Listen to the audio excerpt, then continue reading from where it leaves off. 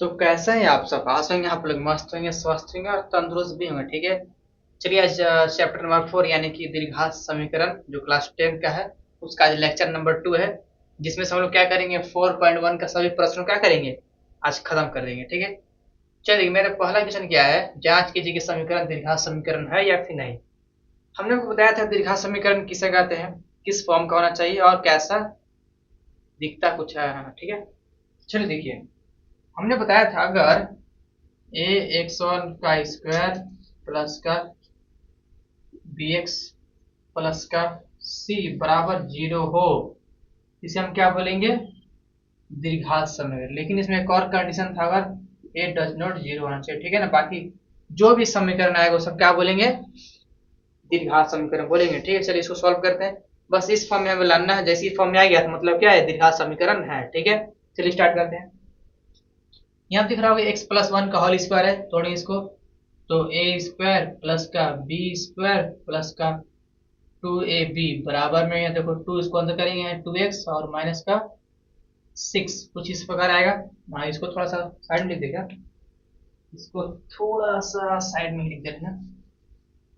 चलो इसको यहाँ लिख दे रहे हैं। ठीक है, A X square P X plus का सी बराबर 0 इस फॉर्म में होना चाहिए, जिसमें से ए क्या है, डज नॉट 0। ठीक है, चलिए देखिए इसमें इसमें अगर इसको इधर भेजेंगे तो क्या हो जाएगा, कट जाएगा। तो ऐसे एक्स स्क्वायर प्लस का 1 प्लस का 2x और माइनस का 2x बराबर माइनस का 6, ये से कट गया, इसको इधर भेजेंगे, यहाँ से क्या हो जाएगा, एक्स स्क्वायर प्लस का 1 प्लस का इसको देखो 6 हो गया बराबर 0। यहाँ पर दिख रहा होगा एक्स स्क्वायर प्लस का 7 बराबर 0। यहाँ पर दिख रहा होगा एक्स का पावर हाइस्ट कितना है, 2 आया। जब हमने बताया था अगर एक्स का पावर 2 आ जाएगा तो उसे क्या बोलेंगे, द्विघात समीकरण बोलेंगे। ठीक है, बस ये क्या है, द्विघात समीकरण है।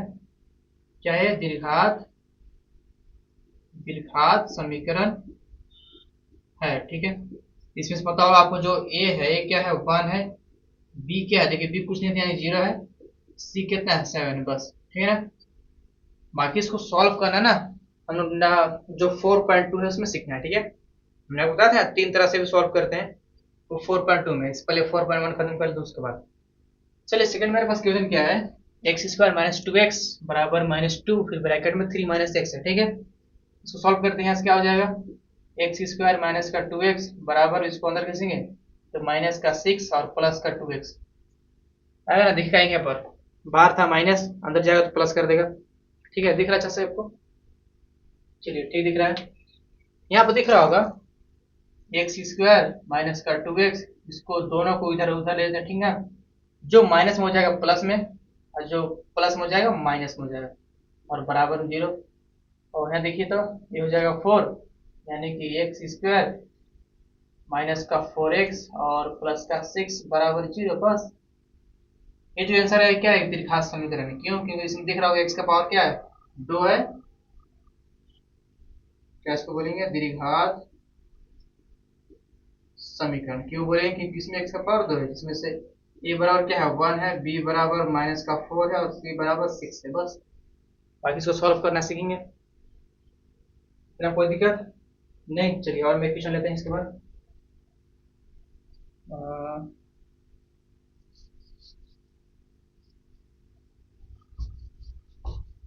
चलिए थर्ड मेरे पास क्वेश्चन क्या है,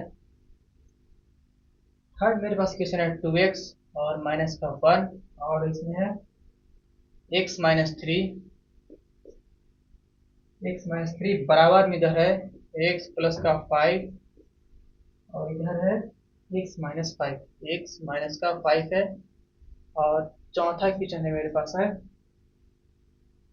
x का क्यूब माइनस का 4x² बराबर नहीं, माइनस में x प्लस का 1 है और बराबर में है x प्लस का 2 का होल का क्यूब है। ठीक है, चलिए क्वेश्चन दिख रहा है आपको अच्छा से, चलिए क्वेश्चन दिख रहा है आपको अच्छा से बहुत। चलिए इसको सॉल्व करेंगे। यहाँ देख लो, यहाँ से यहाँ गुना करेंगे क्या हो जाएगा, 2x² फिर यहाँ से इसमें करेंगे तो क्या हो जाएगा, माइनस का, आपको गुना करना आता है ना, पहले इस टर्म से इसमें करते हैं फिर इसमें माइनस प्लस को साथ देखते हैं। ठीक है, देखिए प्लस में है, ये भी प्लस में तो आ जाएगा प्लस में आंसर, ये प्लस में, ये माइनस में, तो आंसर क्या आएगा माइनस में। कितना होगा 2 3 6 होता है एक्स, ठीक है। फिर 1 से इसमें करेंगे तो माइनस का एक्स हो जाएगा। फिर देखिए माइनस माइनस क्या होता है प्लस, और भी क्या 3, क्योंकि 1 इंटू 3 होता है, ठीक है। अब देखिए बराबर में क्या चल रहा है इधर, हमने आपको 4.1 में मतलब फर्स्ट लेक्चर में बताया था फॉर्मूला एक्स प्लस 5 और एक्स माइनस 5, जिसका फॉर्मूला क्या होता है ए प्लस बी इंटू ए माइनस बी, क्या होता है ए स्क्वायर प्लस बी स्क्वायर। इसको लिखेंगे एक्स स्क्वायर माइनस का 5 का स्क्वायर, फिर आएगा 2x का स्क्वायर 6x माइनस का x प्लस 3 बराबर में एक्स स्क्वायर और माइनस का 25, ठीक है। क्या करते हैं सब,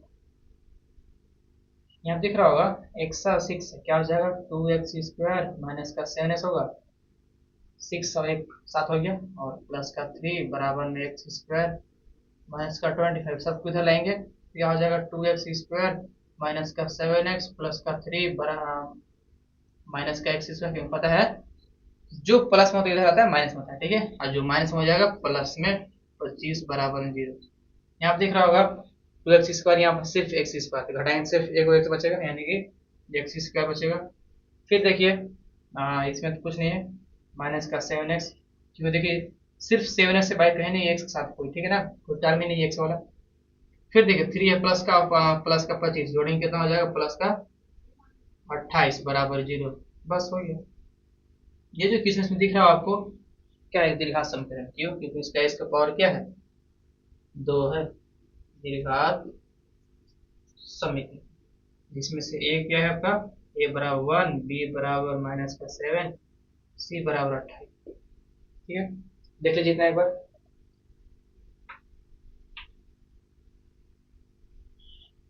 अब थोड़ा क्वेश्चन 4 में आएंगे। 4 में आपको दिख रहा होगा थोड़ा सा क्यूब वाला है क्यूब वाला, हाँ सही से बताइए, आपको क्यूब वाला फॉर्मूला याद है ना, ए प्लस बी का क्यूब। चलिए नहीं याद है एक बार बता दे रहे हैं, हाँ क्या होता है, चलिए लिखवा दे रहे हैं ना, ए प्लस बी का क्यूब क्या होता है, याद रखिए ए क्यूब प्लस का बी क्यूब प्लस का 3ab स्क्वायर प्लस का 3ba स्क्वायर। इस फॉर्मूला को याद रखिएगा, ठीक है।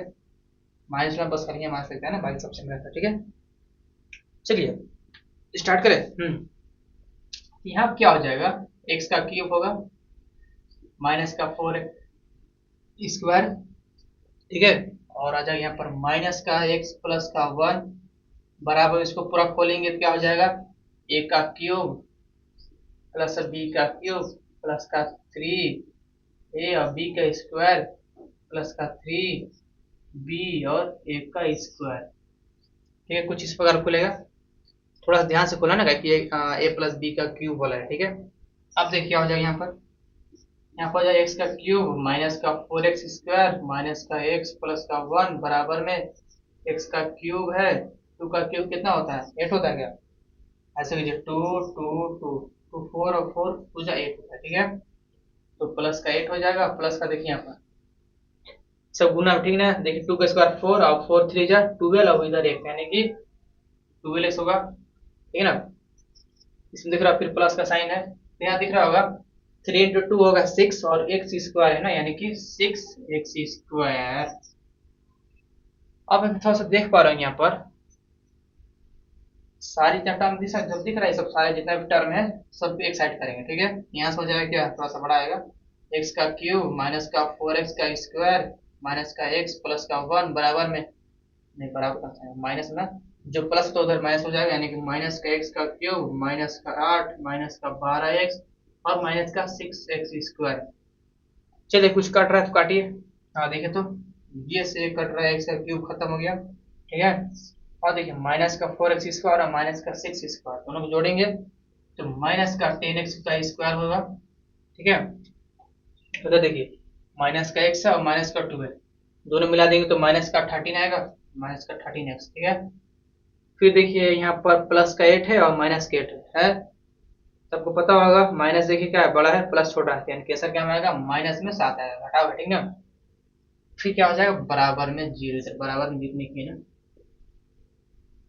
हमने आपको एक चीज बताया था कि जो आंसर यहाँ तक ठीक है, ये आंसर हो गया, देखिए तो एक्स का स्क्वायर यानी क्या है दीर्घात है, क्योंकि हमने आपको एक चीज बताया था, अगर आंसर माइनस में है ना, उसको क्या करिए, माइनस को बाहर निकाल कर और ऐसे कर लिख देंगे। बाकी आंसर ठीक है, बस खाली दिखने के लिए अच्छा नहीं दिख रहा है, इसलिए माइनस क्या करेंगे, माइनस कॉमन करेंगे पूरे में से और इधर भेज देंगे जीरो साइड। ठीक है, देखिए यहाँ से माइनस कॉमन हो गया तो क्या हो जाएगा, 10x² प्लस का 13x और प्लस का 7 बराबर में जीरो। देखिए आपको पता हो जो माइनस कॉमन करेंगे, जो माइनस में तो हो जाएगा प्लस, और जो प्लस में होगा हो जाएगा माइनस। ठीक है, अब देखिए यहाँ माइनस है, इसका मतलब क्या है, कुछ नहीं तो माइनस वन ही तो है। जब इसको उधर भेजेंगे क्या जीरो हो जाएगा, यानी कि इसका आंसर क्या हो जाएगा, 10 का x² प्लस का 13x प्लस का 7 बराबर में जीरो। बस हो गया, खत्म आंसर। अब देखिए अब जो क्वेश्चन आएगा, हमें तो जैसे कि यहाँ पर हमें तो क्या है कि इक्वेशन दिया हुआ था, बस इसको सॉल्व करेंगे। हमें क्या जांच करना था, दीर्घांश समीकरण जांच करना था। लेकिन अब थोड़ा सा आएगा लैंग्वेज क्वेश्चन। ठीक है, उसमें से हमको क्या इक्वेशन बनाना पड़ेगा कुछ इस फॉर्म में। ठीक है ना, तो देखा जाए उसको, चलिए ठीक है, पहले इसको बताते हैं।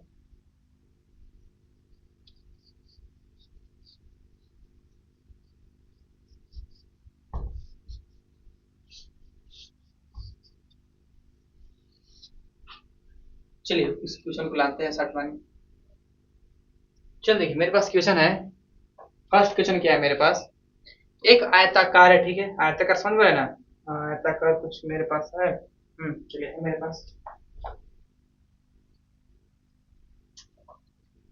देखिए आयताकार क्या है, इसको इसमें दिख रहा है आयताकार कुछ है, इसका यहाँ तक कुछ ऐसे, ठीक ना, इसी को बोलते हैं आयताकार। ठीक है, एक आयताकार भूखंड का क्षेत्रफल कितना है, 528 वर्ग मीटर है। ठीक है, तो भूखंड की लंबाई मीटर में, ठीक है, भूखंड की लंबाई उसकी चौड़ाई के दोगुनी से एक अधिक है। ठीक है, तो हमें पूछ क्या रहा है, हमें भूखंड की लंबाई और चौड़ाई ज्ञात करें। हमने आपको बताया था इस टाइप क्वेश्चन क्या करते हैं, जो पूछता है ना उसको एक्स मानते हैं। ठीक है, हमसे पूछ क्या रहा है, भूखंड की लंबाई और चौड़ाई। पहले क्या करेंगे, पहले इसे एक्सप्रेशन स्टार्ट करेंगे कि माना भूखंड की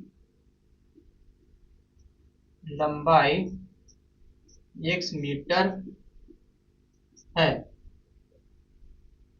फिर से माना भूखंड की चौड़ाई x नहीं हो, एक y नहीं हो, कैसे देखिए, तो हमसे पूछ क्या रहा है, भूखंड की लंबाई मीटर में। ठीक है, भूखंड की लंबाई उसकी चौड़ाई से दोगुनी यानी कि 2x है।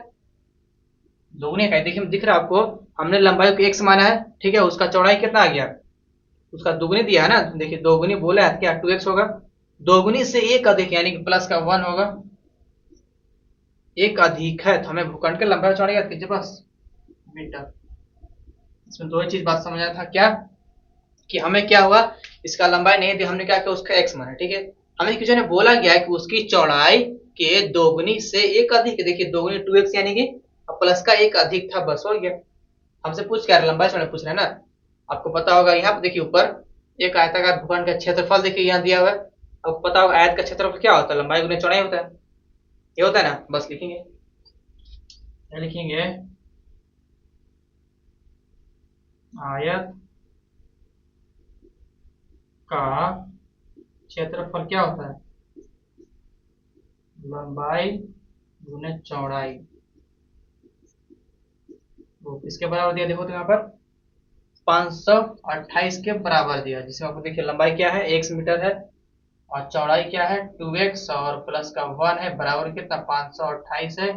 बस इसको सॉल्व करेंगे, बस आंसर आ जाएगा। ठीक है, तो इसको अंदर करते हैं, यहाँ क्या हो जाएगा 2x² प्लस का x बराबर 528, इसको उधर लाएंगे तो 2x का स्क्वायर प्लस का x माइनस का 528 बराबर में जीरो। बस आंसर। हमें सिर्फ समीकरण बनानी है, सिर्फ दीर्घांश समीकरण बनाना है। ठीक है ना, इसको सॉल्व करना सीखेंगे, हम बता दे रहे हैं अभी फिर से, इसको सॉल्व करना सीखेंगे किसमें 4.2 में। बस इसमें हम क्या करना है, इसका समीकरण बना के हमें प्रस्तुत कर देना। ठीक है, फिर सुनिए क्वेश्चन क्या कर रहा था, एक आयताकार भूखंड का क्षेत्रफल 528 वर्ग मीटर दिया हुआ है, जिसमें से भूखंड की लंबाई उसकी चौड़ाई के दोगुनी थी, यानी कि हम देखिए माना x लंबाई क्या, ठीक है, उसका जो चौड़ाई क्या है 2x और प्लस का 1 देखिए एक अधिक है। अगर आपने इसमें क्या कीजिएगा, इसका चौड़ाई को मानिएगा पहले x, थोड़ा सा काम करवा जाएगा, कैसे देखिए तो यहाँ लिखा भूखंड की लंबाई दिया ना, भूखंड की लंबाई उसकी चौड़ाई के दोगुनी है, हमें पहले 121 को लंबाई को ही मानना पड़ेगा, ठीक है। बाकी सब ऐसे देख लीजिए एक बार, दिख रहा है अच्छा सबको। चलिए सेकेंड मेरे पास क्वेश्चन है, चलिए सेकेंड मेरे पास क्वेश्चन क्या है, इसको मिटा दें ना। देखिए सेकेंड मेरे पास क्वेश्चन क्या है, दो क्रमागत धनात्मक पूर्णांक का गुणनफल 306 है, हमें पूर्णांक ज्ञात करें। इसमें आपको देख रहा कोई हिंट नहीं है, कुछ भी नहीं है, लेकिन बस थोड़ा सा एक जो शब्द लिखो उसको थोड़ा गौर कीजिए। क्या लिखा हुआ है, क्रमागत। क्रमागत कहने का मतलब होता है हमने 2 नंबर लिया, ठीक है, ठीक है, तो जोड़ा मत करना, ठीक है। हमने 2 नंबर लिया, जो इसका सेकेंड नंबर क्या हो जाएगा, 2 + 1 ही होगा, यानी कि 3 होगा, 2, 3। फिर सुनिए क्रमागत क्या होता है, हम जो नंबर लेंगे ना उससे एक अधिक भी होना होगा, ठीक है। जैसे हमने कोई नंबर लिया 4, ठीक है, तो 4 के बाद 5 क्या हो जाएगा, 5 ऑटोमेटिक होगा, उसी को बोलेंगे क्रमागत। जैसे हमने 5 लिया तो 5 के बाद 6 होता है, हमें पता है, लेकिन क्रमागत यह कहता है जो नंबर आप लीजिएगा, कोई भी नंबर लीजिए, उसका फिर एक और एक बढ़ाकर भी नंबर उसके बाद होता है, ठीक है। हम क्या करते हैं यहाँ पर, दो क्रमागत धनात्मक पूर्णांक हमें पूर्णांक, तो माना माना जो पूछा उसको मानेंगे x, माना धनात्मक धनात्मक पूर्णांक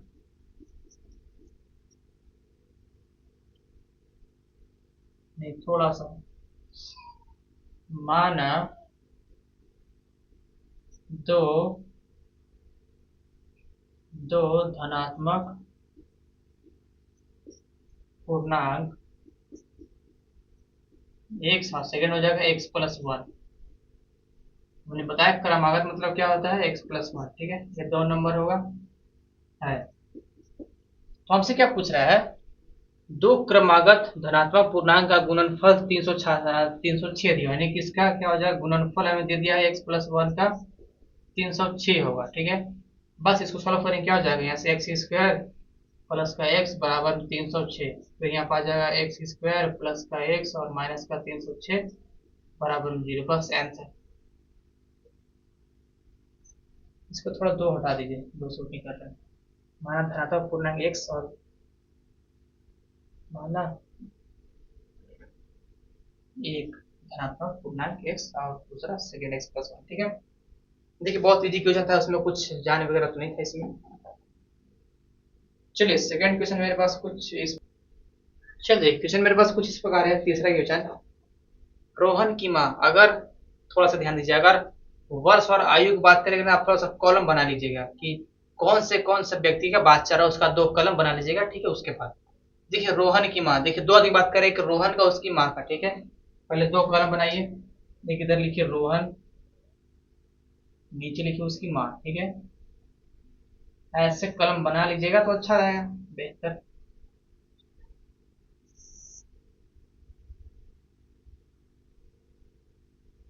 इसको छोड़ दीजिए, ठीक है। अब थोड़ा क्वेश्चन को पढ़िए, क्या है क्वेश्चन में, क्या पूछ रहा है, रोहन की माँ उससे 26 वर्ष बड़ी है, क्या है, कोई रोहन लड़का है, ठीक है, उसकी माँ रोहन से 26 वर्ष बड़ी है, ठीक है।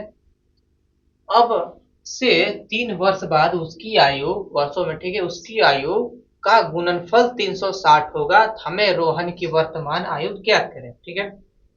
देखिए इसमें 2 चीज की बात हो रहा है, एक तो वर्तमान आयु,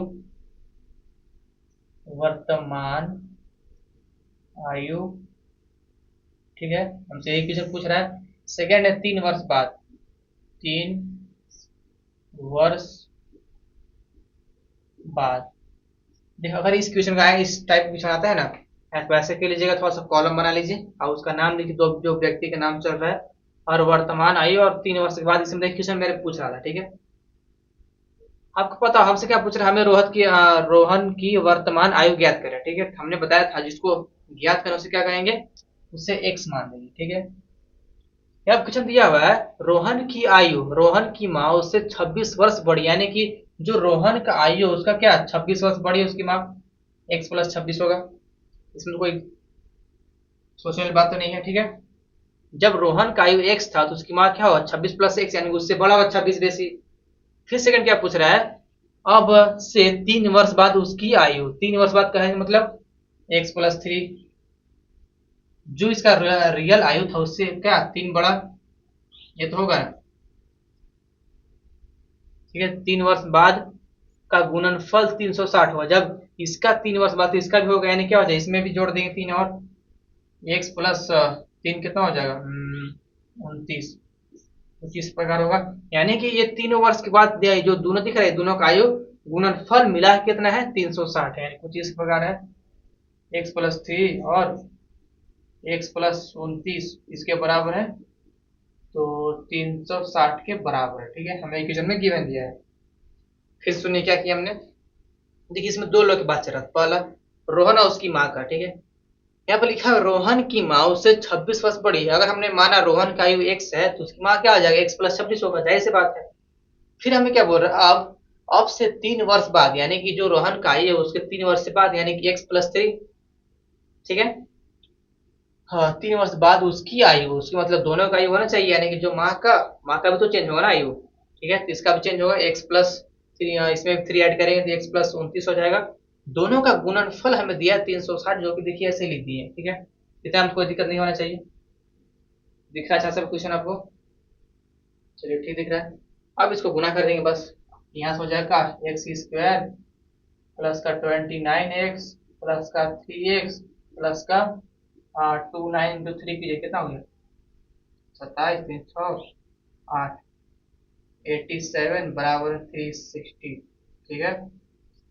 इसको उधर भेज दे रहे हैं, ठीक है। यहाँ पर जाएगा x² प्लस का, देखिए 29 और 3 कितना होता है, तो 32, 32x बराबर 360 माइनस का 87, ठीक है। चलिए घटाइए कितना हो जाएगा 360 माइनस 87, तो 3, और यहाँ पर हो जाएगा 5, और यहाँ पर हो जाएगा 7 और 2, तो हो जाएगा x² प्लस का 32x बराबर में 273, ठीक है। देखिए क्या है, x² 32 और इसमें से घटा इतना हुआ, अब इसको क्या करें, इसको अंदर ला देना, ठीक है। ऐसा हो जाएगा x² प्लस का 32x माइनस का 273 बराबर में 0, बस आंसर, बस हमें इक्वेशन बना के छोड़ देना, ठीक है। इसका सॉल्यूशन क्या करना है 4.2 में। चलिए 4.1 का तो सारा क्वेश्चन खत्म हो गया। हम जो मेरा नेक्स्ट लेक्चर होगा, लेक्चर नंबर 3, उसमें बताएंगे 4.2 के बारे में। हमें क्या 4.2 के बारे में थोड़ा सा बता देना, हमें कुछ इस प्रकार का इक्वेशन दिया होगा, ठीक है ना, उसमें सॉल्व करना होगा x का वैल्यू, ठीक है। तो हम लोग स्टार्ट करेंगे। चलिए ठीक है, आज का लेक्चर यहीं पर रखते हैं।